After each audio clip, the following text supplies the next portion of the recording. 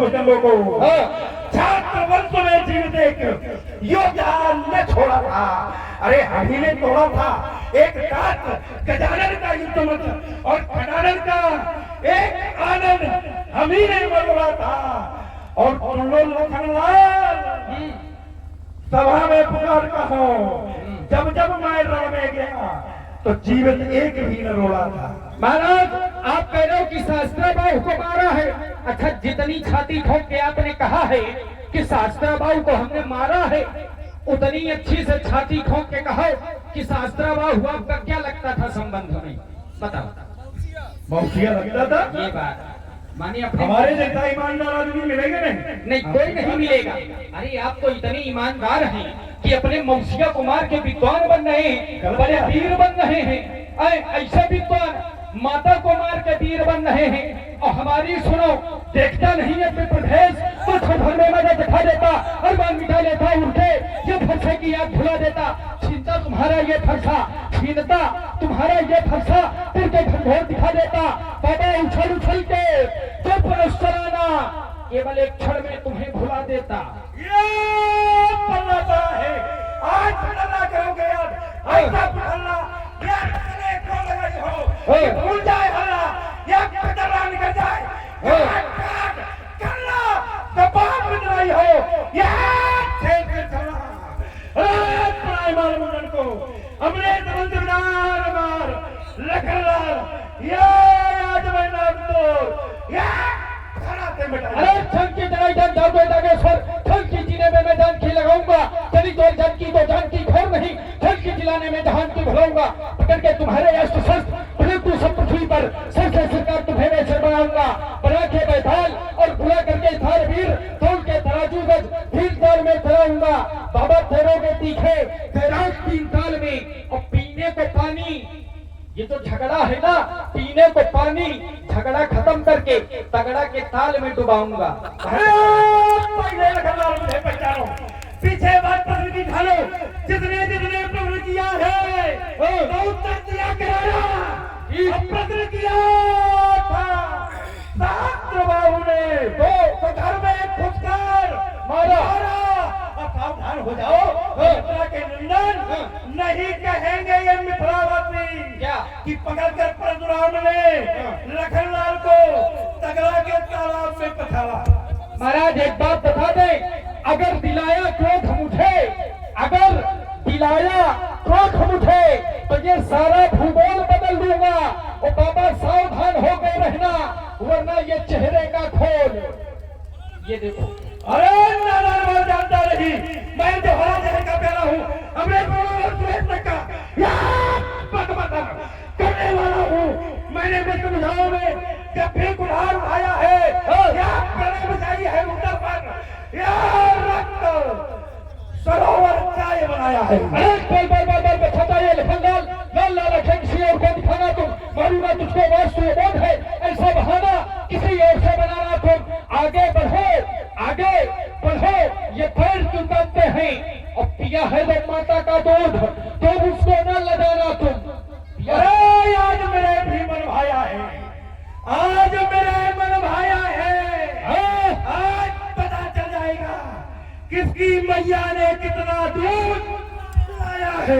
तुमने हठानी है, यदि तुमने हठानी है तो बाबा हमने भी हठानी है। आज पता चल जाएगा किसके दूध में कितना पानी है। एक मिनट रुको, किसके दूध में कितना पानी है? पानी वाला तुम्हारे दूध में नहीं? अरे हमारे में है। पहले ये बताओ, तुम पानी वाला पिए हो कि बिना पानी वाला? नहीं, हमने पानी का पिया है। और बताओ, तुरंत पलट गया अपनी बात से। पानी वाला पिए हो, तुम नहीं पी सकते हो पानी वाला, हम प्रमाण दे रहे हैं, क्योंकि तुम करिया नाग हो और काला नाग कभी भी पानी वाला दूध नहीं पीता। हमें पता ही नहीं है कि हम नाग हैं कि सांप हैं। एक क्षण लड़ो भिड़ो का तोड़ना, कमेटी को नाम देना पड़ेगा।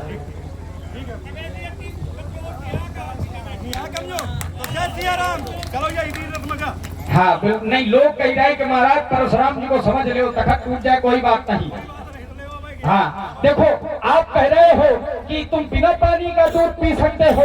महाराज हमें ये पता ही नहीं है, हम तो ये जानते हैं सीधे सीधे कि हम लक्ष्मण हैं, बालक हैं, हमने तो पानी वाला दूध पिया है। अच्छा आप सुनो महाराज, आपने बिना पानी का दूध पिया है या पानी वाला पिया है? क्यों पंडित जी, आपने पानी वाला दूध पिया है कि बिना पानी का? हमने हाँ पानी वाला पिया, पानी वाला। तभी तो पानीदार है। तुम्हारी तरह नेपाल है क्या? और ये आ गए हमारे भैया पानीदार हो, तो एक बात आपको पानी से जोड़ के बता दें महाराज, पानी से जोड़ के देंगे आप खुद पानी पानी हो जाओगे। ठीक, पानी पानी कहते हो, पानी पानी कहते हो, ये पानी का संसार है। और बाबा मर गया तुम्हारी आंख का पानी, तो भैया हम कहा जाने कैसा पानीदार है। अरे सुनो, और पानीदार वही होता, पानीदार वही होता जो याद करेगा पानी को। ठीक, पानीदार वही होता जो याद करेगा पानी को, और जो देश हित न प्राण तजे, धिक्कार है ऐसी जवानी को। अब बेटा हमसे बतिया न करो, मरबे फसा टूटिए दतिया। अब बेटा घर में रूहिए बुढ़िया, अब फिर कहिए कि हाय हाय खबर नहीं थी पहले, ये तो परसुधारी को खबर नहीं थी। हाँ। हाय हाय कुछ कर न सके हमें तो परसुराम परसानी का। पहले आपको दक्षिणा दे दे, फिर आपको अभी पानी की। और ये आ गए हमारे परीक्षित जी। कितने आए यहाँ पर जाने, कितने आए यहाँ पर घोर घमंडी काले, और मिट्टी में मिल गए मुनि जो पड़े लखन के ताले। इसलिए पानी की बात ना करना, क्योंकि पानी पूरा हमारे खानदान का है। और ये आ गए हमारे लचकने तक न पाओगे, तोड़ दूंगा मेरुदंड, लचकने तक न पाओगे। अरे तोड़ूंगा तेरे पैर, चिटकने तक न पाओगे। अगर पड़े बेटा हमारे पल्ले में, मार मार उठा दे तेरा, या कंड भी नीचे गिरा दूं। अब ऐसा मारूंगा बेटा लखनलाल कि उचकने तक न पाओगे। महाराज हम आपको एक बात बता दें, आप पहले उछकने तक न पाएंगे, आप बहुत दूर निकल गए हो। ठीक, हमने तो ये जाना है कि जब तक पहाड़ के नीचे न पहुँचे, पहाड़ के नीचे न पहुँचे, तब तक सुधरा कोई ऊंट नहीं। और तुम एक श्वास में पी जाओ, मैं वो शरबत का घूंट नहीं। क्यों है मुझको आन जनेऊ की, क्योंकि ये क्षत्रिय कुल की मर्यादा है। अन्यथा मत समझो तुम कमजोर मुझे, बाबा बल मुझ में तुमसे ज्यादा है। अरे बेटा सब जानते हैं। और ध्यान देंगे छेदी लाल। सुनो, तुमने कहा बहुत बड़े वीर है बेटा, तुम्हारे कुल खानदान की वीरता हम सब जानते हैं। तुम्हारे वंश में एक नारी कवच हुआ, हाँ, हुए, जिसे मूलक कहा गया। किसका पुत्र था वो? चलो शायद इससे हमें वो जो सुनो, हम बता रहे हैं तुम्हें, बाबा के पास आओगे तब तक मिलेगा। वो जो पुत्र था वो संभाव का पुत्र था, और उसका नाम नारी कवच क्यों पड़ा? उसका कारण है, एक बार हम पहुंच गए दिग्विजय के लिए लेकर कुठार, तो हमसे बचने के लिए वो नारियों के पीछे घुस गया था, नारियों के पीछे छिप गया था। इसलिए नारियों ने कवच बना करके उसकी रक्षा की, ते नामनो नारी कवचा, इसलिए उसका नाम नारी कवच पड़ा। तो बेटा हमें पता है कि कितने बड़े वीर हो, तुम्हारे बाप भी एक बार पहन चुके हैं वही वाली पोशाक कि नर नारी आए। हाँ, शास्त्रोक्त प्रमाण है, चाहिए तुम्हें। शुक्ल यजुर्वेद के अंदर 7वां स्कंद में 25वें नंबर का श्लोक कहता है, ते समय चक्रवर्ती था शोभाय वेशम नारिष्ट रूपम धारते, नारी का स्वरूप धारण किया गया था। तो बेटा यह ना कहो तुम कितने वीर हो और रघुवंश में कितने वीर हुए हैं, ये हमें न बताओ, हमारी सब जानी है। अब तुम कह रहे हो कि बाबा तोड़ देंगे, जोड़ देंगे, पानी न मान पाओगे। तो बेटा सुनो, ये बाबा है कैसा, धसक हसीलो हसीलो गर्वीलो वीर, दमक दमाक दय तुंड भी बजाता हूँ। तो देव होता कहे कापे रिपुनारिन के पहन कर पोशाक जंगी साज जब सजाता हूँ। यार लीन है करमाल सुर मारक पे परीक्षा करत घूमन के हेत जब ले कुठार में हंसाता हूँ। तो ठाड़े रिपुदल प्रशंसा में मोरी राहत, ऐसो रेणुका को नंदन में परत विराम कहा। देखो महाराज, पहली बात आपने कहा कि तुम्हारे वंश में एक हुए नारी कवच, तो हमें उनसे कोई लेना देना नहीं है। आपने कहा कि वो किसके पुत्र थे, ठीक। आपने कहा अच्छा हम बताई दे रहे हैं, हमने इसीलिए नहीं बताया, क्यों? क्योंकि पुत्र का सम्मान और पुत्र का जीवन पिता से जुड़ा होता है। हमें अपने पिता से संबंध रखना है, उनसे हमारा लेना देना है, पूर्वज हैं, अच्छी बात है। अच्छा, यदि प्रजा की रक्षा करने के लिए नारी बनना पड़ जाए, ठीक, तो क्या भैया ये अनुचित है? अनुचित नहीं है, क्यों? क्योंकि हमारे द्वारा हमारी प्रजा की रक्षा होगी, तो इसके लिए यदि हमें नारी का रूप धारण करना पड़े, आप हमारे पिताजी की कह रहे हैं, हमारे पूर्वजों की बता रहे हैं, हम तो ये जानते हैं कि आपके गुरुदेव भगवान स्वयं अर्धनारीश्वर के नाम से पूजे जाते हैं। तो जब आपके गुरुदेव भी आधे स्वरूप में नारी के रूप में हैं, अर्धनारीश्वर रूप में हैं, तो ये सब तो मनुष्य हैं, है ना? तो कोई ना कोई रहस्य इनमें अवश्य छिपा होता है, ठीक। अब हम आपको अपना जीवन दर्शन बता रहे हैं। एक समय देखो कितना कितना चालाक बालक है। अभी हमारे बाबा के बाबा का नाम बता रहा था, है? और अब जब अपनी बात आई तो कह रहा अपने बाप से मतलब है पुरखा, चाहे होरिन के जाए, क्या मतलब है हमें, समझो?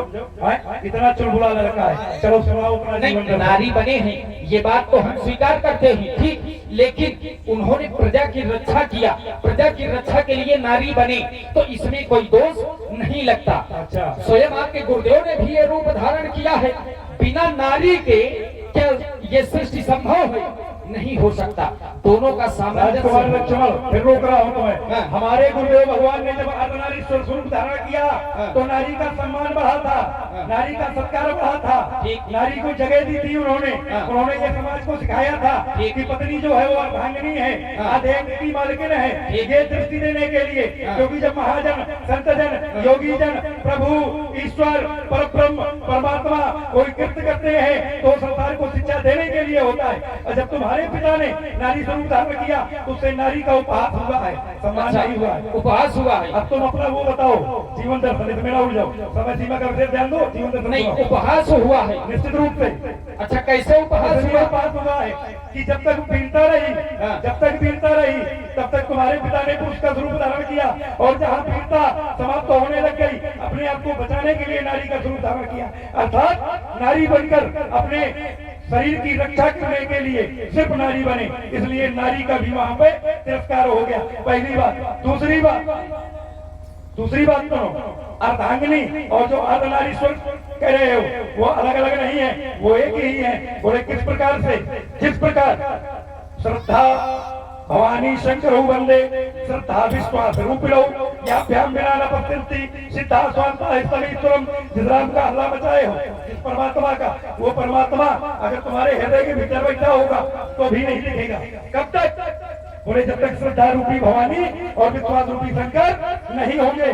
बिना श्रद्धा के विश्वास अंधविश्वास हो जाता है, और बिना विश्वास के श्रद्धा दिशाहीन हो जाती है। तो अब जीवन दर्शन सुनाओ। अब महाराज एक क्षण, अब आप थोड़ा हमारी बात सुन लीजिए। आपने कहा कि वो अपनी रक्षा के लिए बने थे। अच्छा चलो ये भी मान लिया कि वो अपनी रक्षा के लिए बने थे, तो क्या वहां पर हमारे जो पूर्वज थे नारी कवच, क्या उनके अलावा और कोई व्यक्ति वहां नहीं था? केवल वही थे, तो वो केवल अपनी रक्षा के लिए नारी बनी। भाई वहां प्रजा भी है। एक क्षण रुको, फिर अब थोड़ी थोड़ी हो जाएगी। हाँ रुके हैं। अब एक चीज बताओ, ईमानदारी से बताना, और सवाल देखो, दोनों हाथ उठा के उत्तर करना। इसका दबाव बिल्कुल ना मानना। इसको तो हम यहाँ धन के आगे पिंटू भैया आई है, वहीं निपटा देंगे इसको, कोई समस्या नहीं। पिंटू भैया इसीलिए आ गए हैं। सुनो, अब तो 2 हो गए हैं, तुम्हारा तो बचते होगी, और हम तो सिर्फ नाम के परशुराम है। वहां देखो शरीर भी बता रहा है काम के, तो परेशान ना हो। अब देखो ये कह रहा है कि वहां क्या सिर्फ नारी कवच भरते क्या? प्रजा भी तो थी, उनकी रक्षा के लिए बने थे। ईमानदारी से बताओ, अगर रक्षा करोगे महिलाओं की आप, तो आगे खड़े होगे या उनके पीछे? ईमानदारी से उत्तर करो। अगर आप प्रजा की रक्षा करोगे तो प्रजा के आगे रहोगे कि प्रजा के पीछे? तो बेटा पीछे खड़े थे नारी बन के, पीछे, इसलिए नाम पड़ा नारी कवच। अभी हमारा पढ़ो बेटा, हम तुम्हारे बाप के बाप, उनके 3 साल तक के गया कर देवे, क्योंकि बेटा हम आज के नहीं है। 16,000 से 2 वर्ष हमारी आयु है, और तुम आज के पैदा हुए हो। तो बेटा सुनो, अरे और है हमारे पिंटू मिश्रा जी ग्राम सिंधन कला से जो आए हुए हैं, भार्गव जी के चरणों में 51 मुद्राएं प्रदान कर रहे हैं भाई हमारे पिंटू मिश्रा जी, और लखनलाल जी के सुंदर चरणों में 51 रुपए प्रदान कर रहे हैं। बहुत बहुत धन्यवाद दे रहे हैं। बहुत साधु। सुनो, अरे पहना चाहोगे अगर मेरी धारा में तो पह भी ना पाओगे, अगर रहना चाहोगे मेरे अनुशासन में तो बेटा मेरे आदेश के बिना रह भी ना पाओगे, और मुझे मापना तुम्हारे बस की बात नहीं है, इतना पेलूंगा बेटा कि सह भी ना पाओगे। धन्य है महाराज। क्या कहा आपने? कितना? आगे क्यों पंडित जी? कितना नहीं, इसको थोड़ा उसी वाद्य यंत्र से आप कहो। पेलूंगा, पानाम प्रत्यक्ष, लानाम लौदंड से, और गानाम तुम्हारी कच को बना दूंगा। इसका नाम है पेलूंगा। ऐसे सुधारो। चलो कम से कम हमें कोई तो ऐसा ब्रह्म ज्ञानी महात्मा मिला जिसने आज हमें ये शब्द भी बता दिया, क्योंकि हमने अपने जीवन काल में ऐसा शब्द नहीं सुना था। धन्य है महाराज आपने कम से कम ये शब्द हमें सिखा दिया। वाह, अब हमें पता चला कि आप ब्रह्म तत्वदर्शी हैं। वाह, जय हो। वैसे कहना बहुत कुछ चाहते थे, लेकिन आपका ये जो शब्द है इसी सुन के हम थोड़ा रुक गए। चलो अब मैं आपको सीधे अपना जीवन दर्शन बताता हूँ। हाँ, क्योंकि मिथिला ज्ञानी लोगों की सभा है। आइए व्यास जी, मेरा जो जीवन दर्शन है कैसा है। मैं कठिन पंथ का पथिक लला, मैं कठिन पंथ का पथिक लला, करता नित धंधा बातों से। मैं कठिन पंथ का पथिक लला, करता नित धंधा बातों से। प्राकृतिक प्रकोप न डरा सके हमको अपनी आघातों से। मैं चला जहाँ जब जिस पथ परे, मैं चला जब जिस पथ परे। तो नहीं देखा मैंने आदि अंत, सुख में न राग दुख में न द्वेष, हो गया पृथक जगन्नाथों से। मैं कठिन पंथ का पथिक लला, करता नित झंझा बातों से। और अंगारों का भय न हमें, यह अंगारों का भय न हमें, हम तूफानों पर चलते हैं। ये बियाबान,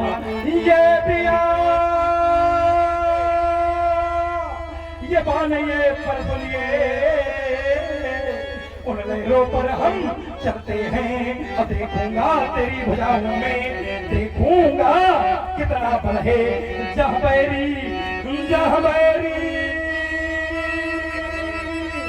राह छोड़ देते, उन राहों पर हम चलते हैं।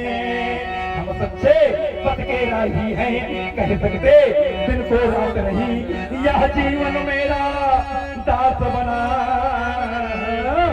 मैं इस जीवन का दास नहीं। महाराज, हमने तो संसार में ये जाना है और जानेंगे ये हमारे कि जीवन किसी का दास हो ही नहीं सकता है। क्यों?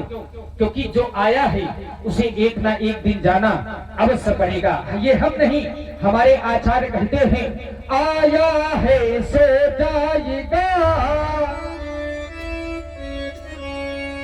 आया है सो जाएगा, और राजा रहेंगे फकीर। तो महाराज, जिस समय संसार का दर्शन किया तो पता चला कोई सिंहासन चढ़ चला, कोई बांधा गया जंजीर। कोई व्यक्ति सिंहासन में पहुंच जाता है, कोई व्यक्ति इस संसार के बंधन रूपी जंजीर से बांध लिया जाता है। लेकिन उनकी जो गति है वो एक ही गति होती है, क्योंकि आचार्यों ने दर्शन दिया है, जो जन्मये सो, जो जन्मये सो निश्चय नाशे, अरे जो नाशे सो पुनः विकास। हमने मार्ग में एक स्थान पर देखा था कि धनवानों के, धनवानों के बलवानों के, धनवानों के बलवानों के, तो बड़े बड़े यहाँ बेटे हैं, तो बड़े बड़े यहाँ बेटे हैं। और आया जब ऐत समय इनका तो ये चुप हो करके लेते हैं। हाँ, चुपे हो करके लेते हैं। क्यों? क्योंकि अगर व्यक्ति के जाने का समय हो गया है तो फिर संसार में कुछ काम आने वाला नहीं है। एक क्षण, हाँ। यही रुक लो। हाँ, रुके। अभी धारा तुम्हारी जोड़ी दे रहे हैं। तुमने कहा जीवन दास नहीं हो सकता। हाँ। अभी वक्तव्य चल रहा था, समाज सुन रही थी। मार्कंडेय जी का जीवन दास हुआ या नहीं हुआ? मार्कंडेय अभी तक मरे क्या? आए, हम तुम्हारे सामने खड़े हैं। ये व्यक्ति तो क्या मरेगा क्या? अभी अभी अभी अब इसका उत्तर आप ले लीजिए। नहीं, रुको नहीं, अब आप इसका उत्तर तो सुन लीजिए केवल एक शब्द बिल्कुल में। बिल्कुल लेंगे। हाँ। क्यों नहीं हुआ ये? क्यों उनका जीवन दास हो गया? तो जीवन की तुम बात कर रहे हो। हम तुम्हारे राम को भी बस में करना जानते हैं। और हमें जाना है कि जो ये जन्म मृत्यु का चक्र चलाता है वो ब्रह्म भी बस में हो जाता है। बोले कैसे? तो बोले सो मेरे पवन सुत पावन नामो अब अपने बस करी राख सिरामो कहावह कहावो और नाम बड़ाई राम न सकाई नाम गुण गाई उल्टा नाम अजपत जग जाना बाल्मीक भय ब्रह्म समाना भाये को भाये अनख आलसा हो नाम जपात मंगल देश धरता हो। तो जीवन को भी अपना दास बनाया जा सकता है। अभी तो वहाँ ये तो प्रभु की इच्छा माननी पड़ेगी। प्रभु की बात या माता की बात या पिता की बात, अगर किसी एक की बात इनमें से मान लोगे तो जीवन तुम्हारा दास हो जाएगा। और इतना ही नहीं, तुमने जीवन को जिंदगी से जोड़ दिया है। मृत्यु और मुक्ति में अंतर है। मृत्यु क्या है? बोले इच्छाओं के रहते ये शरीर समाप्त हो जाए उसे मृत्यु कहते हैं, और शरीर के रहते इच्छाएं समाप्त हो जाएं उसे मुक्ति कहते हैं। तो भक्ति से मुक्ति को प्राप्त किया जा सकता है। तुम एक भी पदार्थ की बात कर रहे हो बेटा, हम चारों पदार्थ की बात कर रहे हैं कि चारों पदार्थ उसकी मुट्ठी में होते हैं। बोले किसकी?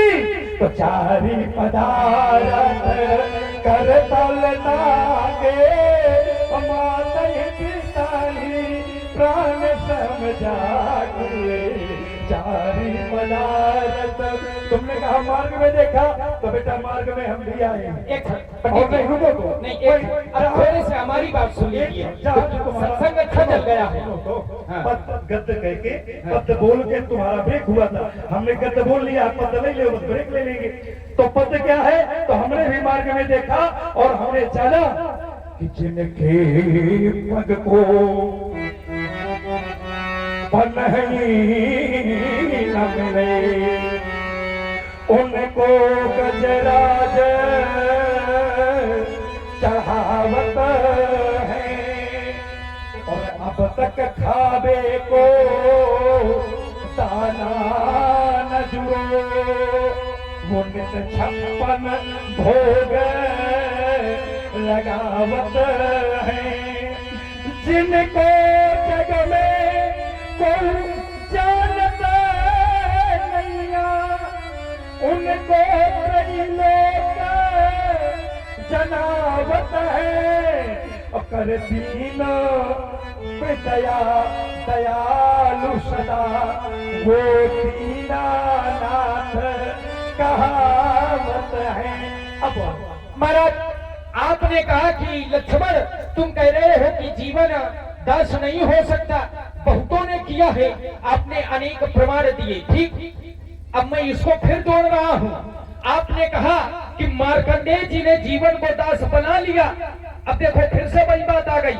हम कहते हैं मार्कंडेय जी ने जीवन को दास बना लिया, किसके बल पर? शंकर जी के बल पर। तो ये धनुष शंकर जी का है, समझना। तो जहाँ कहे नहीं जीवन दास बना, इसको छोड़ो, इसकी आप न मानो। आपकी माता और दास बना है, ठीक, समझना। वहाँ भोले बाबा की कृपा हुई तब जीवन दास बना है मार्कंडेय जी के यहाँ। और एक हमारा बस एक था, एक प्रमाण मैं आपको फिर दे रहा हूं। माता सती, ध्यान देना, माता सती आपकी गुरु माता है, आपके गुरुदेव की धर्म पत्नी है। अब बताओ, उनसे भी ज्यादा बढ़ के कोई संसार की नारी होगी। अब और वह जीवन दास नहीं बना। एक क्षण भर रुक लो, यही उत्तर करिए दे रहे हैं। एक क्षण भर रुक लो और ईमानदारी से तुम भी स्वीकार करोगे। सुनो, मार्कंडे, हमने एक लाइन कही, अभी एक पंक्ति भी हमने कही थी कि जीवन उसी का दास बनेगा जो माता, पिता, प्रभु या परमात्मा की बात का अनुकरण करेगा। कही थी हमने, मिश्रा जी की बात की नहीं कही थी अभी। हमने कहा जीवन दास बनेगा, लेकिन कब? जब इन चार का अनुकरण किया जाएगा तब। तो मार्कंडे जी बने, तुमने हमारी बात को स्वीकारा है कि मार्कंडे जी बने। क्यों? क्योंकि उन्होंने भोले बाबा की बात का अनुकरण किया, अपने गुरु की बात का अनुकरण किया, अपने पिता की बात का अनुकरण किया। अब तुमने कहा सती का काहे नहीं हुआ, तो सती ने अनुकरण नहीं किया। ठीक, चलो सती ने एक क्षण नहीं प्रमाण देंगे, ऐसे नहीं कहेंगे, हमने शास्त्र रखा है, तुम हमारी थोड़ी मानोगे। और शास्त्र की तो तुम्हारे बाप तक मानेंगे, तुम क्या मानोगे? शास्त्र कहता है बुरे के बार त्रेता जुग माही और शंभु गए कुम भजर से पाही संग सती जग जननी भवानी पूजे ऋषि अखिलेश्वर जानी राम कथा मुनि पराज बखानी सुनिए महेश परम सुख मानी। राम कथा सुनाई तो गई, लेकिन सुनी किसने? तो सुनी महेश, परम सुख मानी। सती ने नहीं सुनी। जब सती ने नहीं सुनी तो संशय रूपी पक्षी बैठा रहा, क्योंकि संशय रूपी पक्षी कैसे भगेगा? तो उसको भगाने का एक ही मार्ग है, बोले राम कथा सुंदर करतारी संशय दियाग उड़ावन हारे। तो जब राम कथा नहीं सुनी तो संशय आ गया, और संशय के बाद भी भोले बाबा की नहीं मानी। भांति अनेक शंभु समझावा, लेकिन फिर भी ज्ञान हृदय में जब नहीं आया तब वो सती की गति हुई थी। तो ये तो तुम हमारी बात स्वीकार कर रहे हो, तो बेटा पाए छू के स्वीकार कर ले, वैसे क्या स्वीकार कर रहे हो? मार्कंडे ने मानी भोले बाबा की तो उत्थान हुआ, सती ने नहीं मानी तो पतन हुआ। यही तो हम कह रहे थे कि जीवन उसी का दास होगा जो गुरु की, पिता की, माता की या परमात्मा की मानेगा। एक प्रमाण देते हो। और देखे, सुन रहे आप लोग सुंदर विद्वता का संवाद, हमारे न परशुराम जी कम न लक्ष्मण जी कम, पर बात एक है, अखाड़े पर यदि पहलवान रहे तो पहलवान अखाड़ा छोड़ के भगे तो बेईमान है। संवाद सम का होना चाहिए। इसलिए हमारा कहना है कि समय कम सफर ज्यादा, फिर समय मिलेगा, यह हमारा वादा। तभी तो हमारे माननीय श्री व्यास जी कहते हैं, क्या कहे वो लखन, कहे वो लखन मुनशील तुम्हारा